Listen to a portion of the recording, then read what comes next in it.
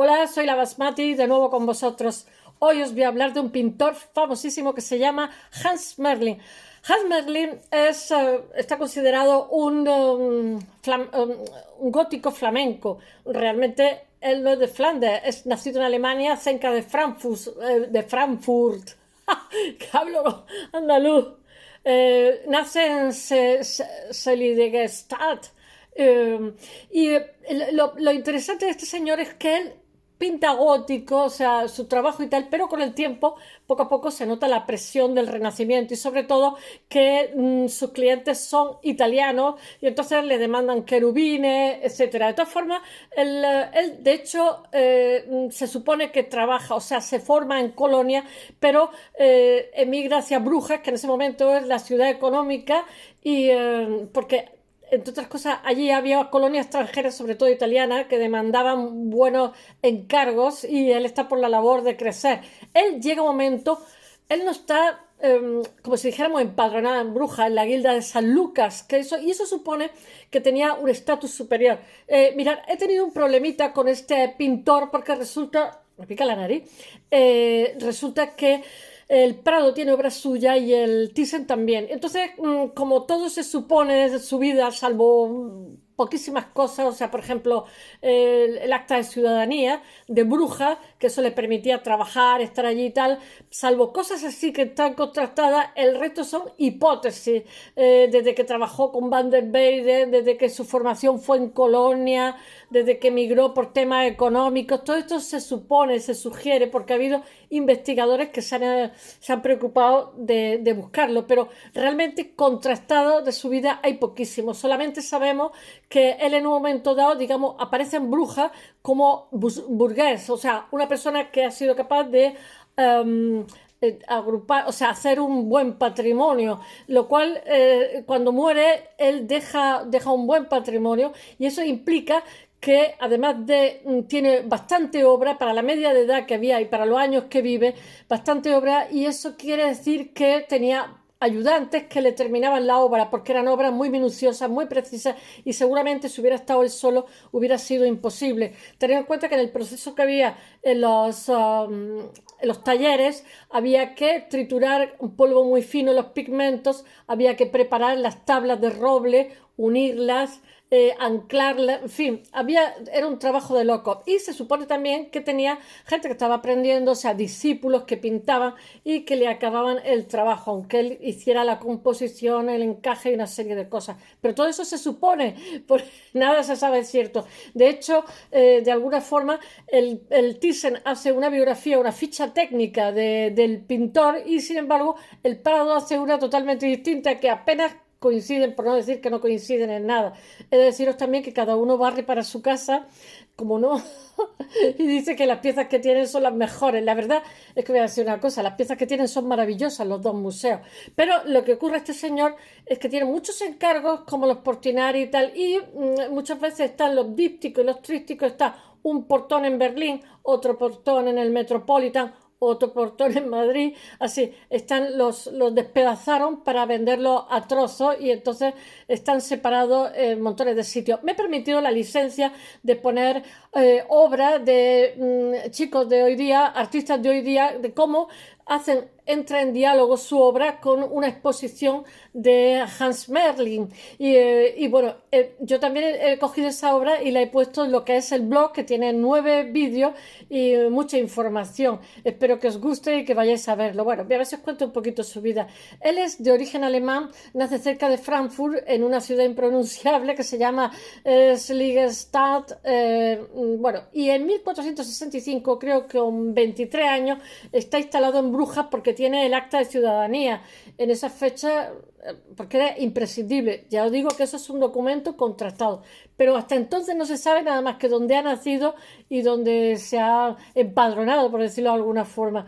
En cuanto a su formación como pintor, se ha mencionado que el aprendizaje se realiza en Colonia, donde también, porque a este pintor, Hans Merlin, no se le daba importancia porque él es como un pupurri de mucha gente, él fusiona todo lo que es la tradición anterior a él, y claro, él sirve también de vía para muchos otros que van a venir después, porque él abre abre diferentes caminos. Es muy curioso porque el gran público siempre piensa que un pintor, un artista es alguien virtuoso. Sí, pero casi lo de menos, porque en realidad son todos innovadores, innovadores en el discurso, muchas veces en los materiales o en ambas cosas, y sobre todo innovadores porque retoman cosas de uno, pero amplían y ellos incorporan otras cosas que otros a su vez van a retomar, como una especie de eslabón de cadena, pero un eslabón importante.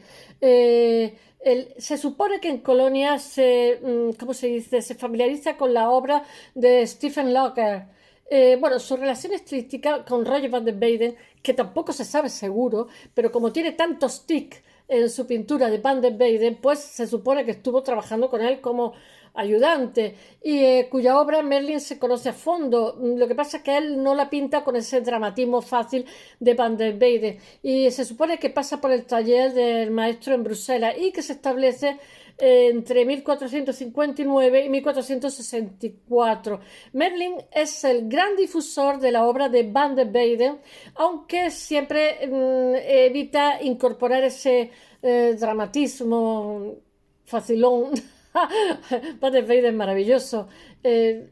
Digamos, es más sobrio a la hora de la representación, es muy refinado, muy sereno, es muy tranquilo, yo qué sé, elegante, está como muy calmado e influye en otros artistas de las tallas de Gerard David, como os conté el otro día, y Juan de Flandes, que yo creo que también he hablado, y si no, pues hablaré. Sus modelos en especial son las vírgenes, que con el tiempo pasan por diferentes etapas, pero las ves, en la última época sus vírgenes son muy femeninas, muy dulces. Todo esto está en mi blog.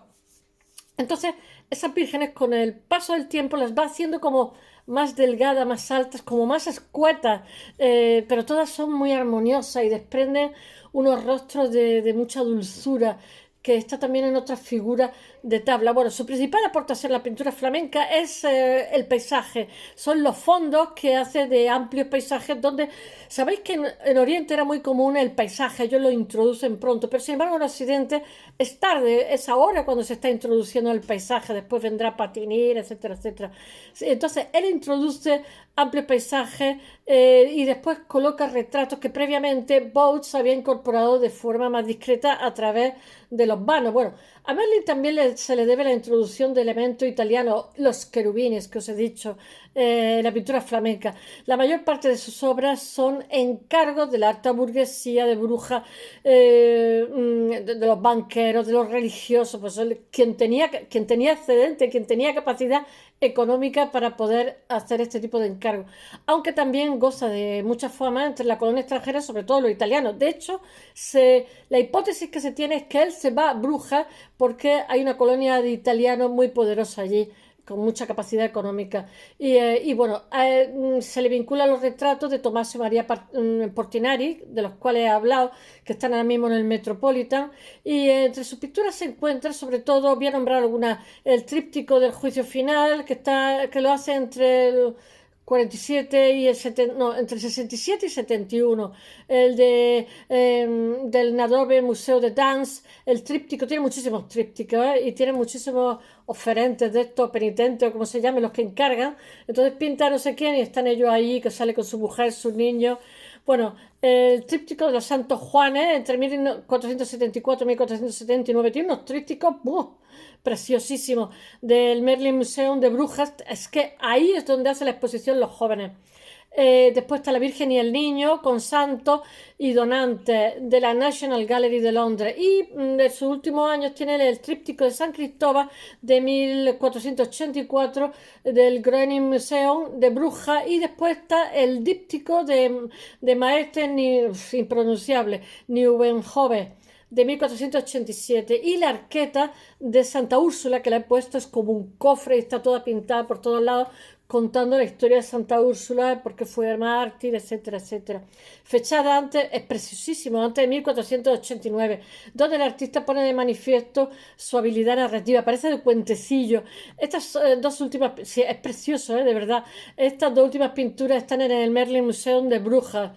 Bueno, ¿qué puedo deciros más? Que he mezclado dos fuentes, como son el Thyssen y el Prado, porque ambas me parecen muy interesantes. En realidad se ignora todo sobre su aprendizaje, se ignora prácticamente casi toda su vida. Lo único que se sabe es pues, cuando está empadronado, que se empadrona como burgués, que eso supone el tener un estatus y una capacidad económica grande, lo cual significa que se ha hecho rico con las pinturas. Él reside, de joven, como he dicho, residía en Colonia, en el taller del maestro de Stephen Locker, que fallece en 1451. Y antes de estar inscrito en 1465 en los registros de los burgueses de Brujas, lo que implica derecho a vivir y ejercer allí un oficio, vive probablemente en Bruselas, en casa de Roger van der Weyden, porque conoce su pintura demasiado bien.